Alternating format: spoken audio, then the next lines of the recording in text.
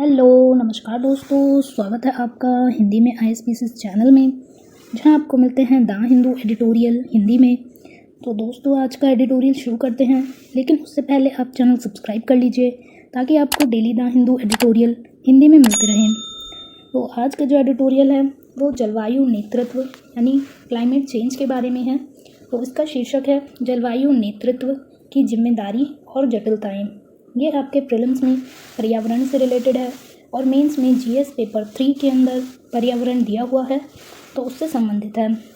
संपादकीय संदर्भ जान लेते हैं। दोस्तों, पूरे विश्व में ही जलवायु परिवर्तन एक बहुत महत्वपूर्ण गंभीर मुद्दा बन चुका है और इसका समाधान किया जाना समय की मांग है।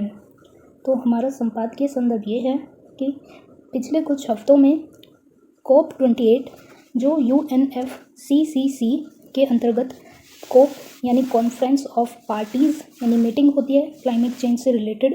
तो ये 28 मीटिंग है, 28वीं बैठक होगी ये, और इसकी जो अध्यक्ष बने हैं इस बार, इसकी जो मेज़बानी की जाएगी वो संयुक्त अरब अमीरात के एक मंत्री हैं, सुल्तान अल जाबिर, उन्हें बनाया गया है।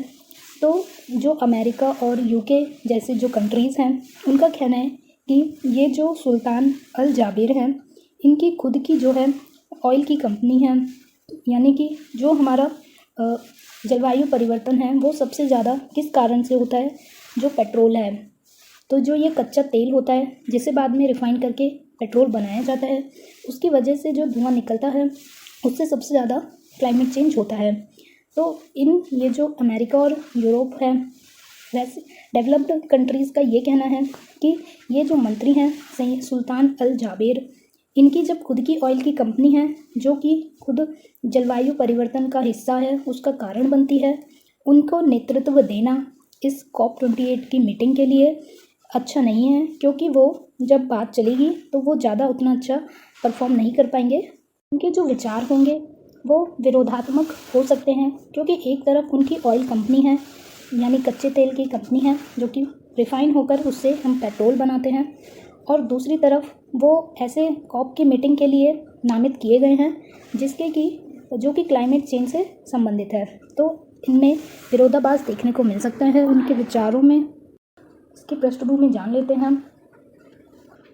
तो इस संपादकीय विश्लेषण की पृष्ठभूमि ये है कि जो अमेरिका और यूरोप हैं उन्होंने एक पत्र लिखा है और वो इंस्टीट्यूशन में जो UNFCCC है वहाँ पे भेजा है, और जो संयुक्त अरब अमीरात के मंत्री हैं जिन्हें अध्यक्षता दी गई है उन्हें हटाने की मांग की गई है, क्योंकि वो जो हैं Abu Dhabi national oil company के CEO हैं। तो जलवायु परिवर्तन जो है इसमें सबसे ज़्यादा जो प्रभावित होने वाले देश हैं वो जैसे छोटे छोटे आइलैंड कंट्रीज़ हैं। तो ऐसे जो कंट्रीज़ हैं वो 58 हैं, और उन 58 कंट्रीज़ का एक ग्रुप बना हुआ है जो कि अपनी बात रखते हैं, क्योंकि वो जलवायु परिवर्तन के लिए सबसे संवेदनशील हैं।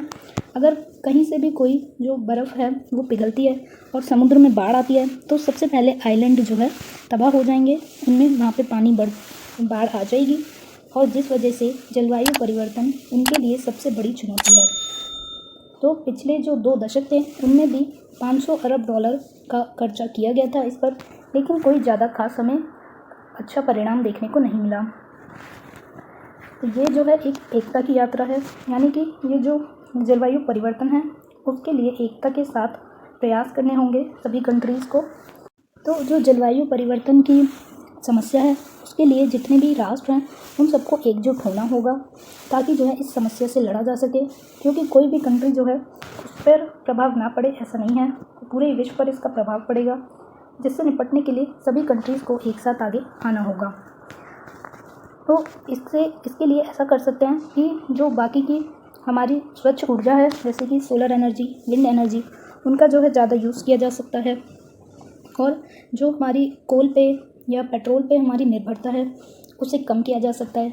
लेकिन जो अर्थव्यवस्थाएं अभी विकसित हो रही हैं, जो अभी विकासशील या अर्ध विकसित देश हैं, अविकसित देश हैं, उन्हें भी पहले जो है स्थिर करना होगा, उनकी जो अर्थव्यवस्था है वो बाधित ना हो और उनका विकास ना रुके, ये सुनिश्चित करने के लिए उनको भी पर्याप्त जो है समाधान उनके लिए निकालने होंगे।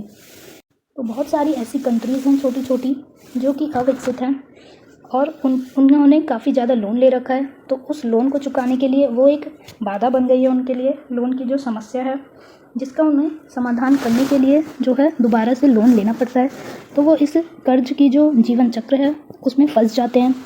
कई जो है देश इस वजह से काफ़ी ज़्यादा परेशान हैं। और दूसरी तरफ जो है जलवायु परिवर्तन की वजह से अगर हम उनसे कहें कि आप बिल्कुल भी कोल का या पेट्रोल का इस्तेमाल ना करें, तो उनकी जो अर्थव्यवस्था है वो और भी गिर जाएगी, क्योंकि इसके लिए जो ऊर्जा है, जो एनर्जी है, वो या तो हमें वहाँ पे और ज़्यादा विकसित करनी होगी, जैसे सोलर एनर्जी या विंड एनर्जी, और उन्हें एक दूसरा उपाय देना होगा, एक विकल्प देना होगा, जिसके साथ ही वो अपना विकास भी करें और जलवायु परिवर्तन से भी निपटें।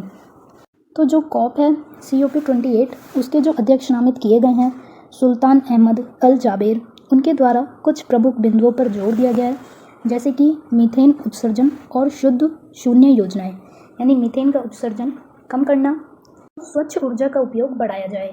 दूसरा उन्होंने कहा समावेशी ऊर्जा और जलवायु न्याय, वो सबको इकट्ठा होकर इस ऊर्जा का जो है यूज़ करना होगा, जो स्वच्छ ऊर्जा है, और जलवायु से लड़ना होगा। तीसरा है अधिकतम प्रौद्योगिकी अंगीकरण, तो टेक्नोलॉजी का भी इस मुद्दे के लिए इस्तेमाल ज़्यादा से ज़्यादा किया जाए। ऐसे इनोवेशंस हों जो इसके लिए क्लाइमेट चेंज के लिए जिम्मेदार जो कारक हैं उन्हें कम करें। अक्षय ऊर्जा क्षमता और हाइड्रोकार्बन, अक्षय ऊर्जा का प्रयोग किया जाए। अक्षय ऊर्जा वो होती है जो कभी ख़त्म नहीं होती, जैसे सोलर एनर्जी हो गई, सूर्य जो है कभी ख़त्म नहीं होगा, तो उससे एनर्जी बनाना और यूज़ करना, यानी इलेक्ट्रिसिटी बनाना उससे, एंड देन कोल की बजाय उस अक्षय ऊर्जा का यूज़ करना। कार्बन कैप्चर की टेक्नोलॉजी बनाना और उसका यूज़ करना। औद्योगिक जो उत्सर्जन है, यानी इंडस्ट्री का उत्सर्जन है, उसे कम करना। बैटरी स्टोरेज, न्यूक्लियर एनर्जी और फ्यूज़न एनर्जी में सफलता हासिल करना। तो जलवायु परिवर्तन जो समस्या है उसके लिए सभी देशों को आगे आना होगा, और इसका निष्कर्ष, संपादकीय एडिटोरियल का निष्कर्ष ये है कि वैश्विक जलवायु परिवर्तन में जो है कोई भी विजेता या हारने वाला नहीं है, इसका कोई लूज़र या प्रॉफिट उत्पन्न करने वाला कोई नहीं है, ये सभी के लिए बराबर है। ये समस्या सबको एक समान ही प्रभावित करेगी, सभी देशों को इससे नुकसान होगा, तो इसके लिए जो है सभी को एक साथ उपाय निकालना होगा और उस पर अमल करना होगा। तो अब समय आ गया है कि इससे पहले बहुत देर हो, जो पेरिस जो कन्वेंशन हुआ था उसका जो 1.5 डिग्री सेल्सियस का लक्ष्य रखा गया था उस पर काम करने की आवश्यकता है। तो ये पूरा एडिटोरियल था। एक अभ्यास के लिए प्रश्न जान लेते हैं। तो जलवायु परिवर्तन के वैश्विक मुद्दे का आलोचनात्मक विश्लेषण करते हुए इससे निपटने में UNFCCC के कोप की भूमिका स्पष्ट करें। 15 अंकों में लिखें, 250 शब्दों की सीमा के साथ। Thank you.